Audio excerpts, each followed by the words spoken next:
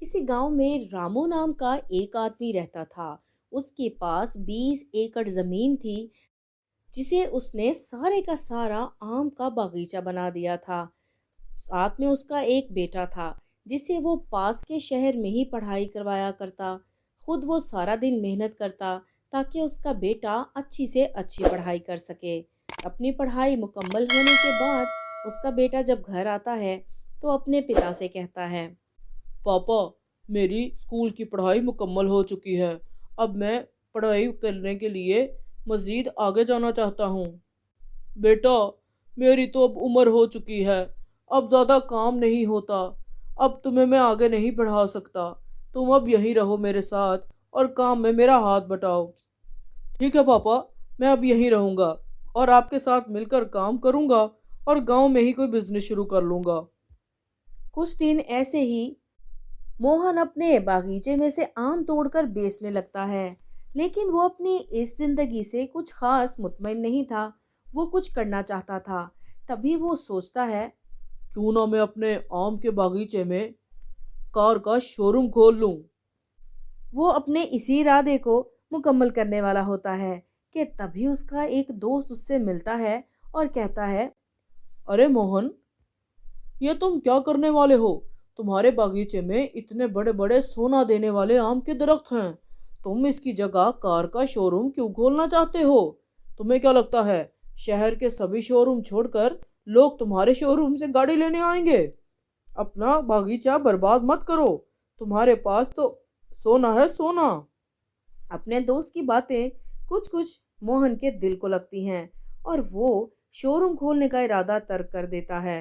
एक दिन मोहन अपने काम से घर वापस गया तो घर में कुछ मेहमान बैठे थे। मोहन उनसे हेलो हाय करने के बाद अपने कमरे में चला जाता है। थोड़ी ही देर के बाद उसके पिता की आवाज आती है। मोहन, ओ मोहन, जरा बाहर तो आना। मोहन बाहर जाता है तो तभी उसके पिता मेहमानों से पूछते हैं। जी, ये हमारा बेटा मोहिन है। तो बताइए आपको कैसा लगा? मोहन समझ जाता है कि वो सब उसका रिश्ता देखने के लिए आए हैं और उसकी शादी की बातें चल रही हैं। मोहन को शादी से एतराज नहीं था, लेकिन वो पहले कुछ करना चाहता था।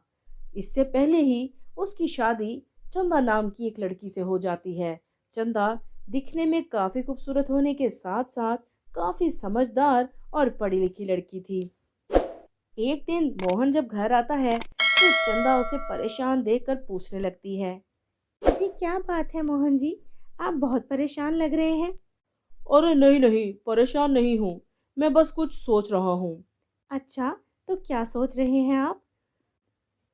चंदा, मैं कोई काम करना चाहता हूँ। इतने साल बीत गए, लेकिन अभी तक मैं अपना कोई काम नहीं कर सका। एक दफा काम करने का सोचा था, लेकिन उसके अंजाम से डर कर ही मैंने काम नहीं किया। अरे वाह, आपने काम करने से पहले ही उसका अंजाम भी सोच लिया और डर भी गए। ये क्या बात हुई, ऐसे तो काम नहीं चलेगा। तभी चंदा के जहन में एक प्लान आ जाता है। अरे क्यों ना हम रियल स्टेट का काम शुरू करते हैं। रियल एस्टेट का काम? लेकिन तुम कैसी बातें कर रही हो चंदा? मुझे रियल एस्टेट के बारे में कुछ भी नहीं पता। आप फिक्र मत कीजिए, मैंने इंजीनियरिंग की पढ़ाई की है। मैं आपके साथ मिलकर काम करूंगी।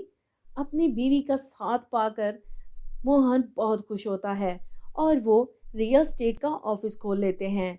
कुछ अर्सा काम करते रहने के बाद आखिर उन्हें अपना काम बंद होता नजर आ रहा था, क्योंकि उनके काम में कोई भी अट्रैक्शन नहीं थी। दोनों ही परेशान रहते थे।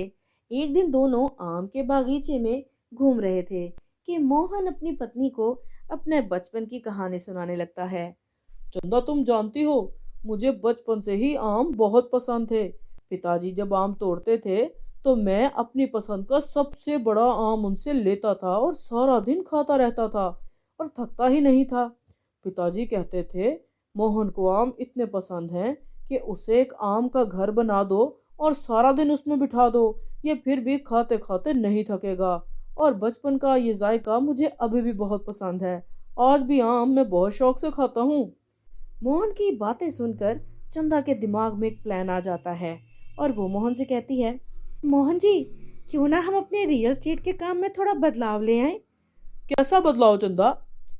लोग नए नए प्रकार के घर बनाते हैं, तो हम क्यों ना अपने रियल एस्टेट के ऑफिस में आम के घर बनाने का ओपनिंग करें। इससे लोगों को चेंज मिलेगा, हमारी तरफ लोग ज़्यादा अट्रैक्ट होंगे। अपनी पत्नी का ये आइडिया मोहन को बहुत पसंद आता है और सबसे पहले मोहन अपनी पत्नी की मदद से और अपनी मेहनत से अपना आम की शक्ल का एक ऑफिस तैयार करता है। उसके ऑफिस की काफ़ी मशहूरी होने लगी थी। लोग उसके ऑफिस को सबसे मुनफरिद देखकर उसकी तरफ आने लगे थे। आम के घर का नक्शा बहुत अच्छा बनाया था।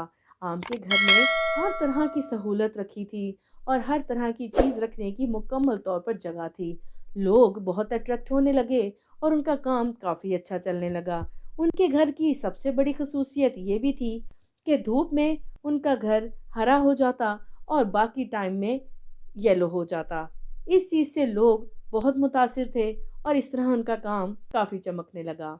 तो मेरे प्यारे दोस्तों, कैसी लगी आपको हमारी आज की ये कहानी?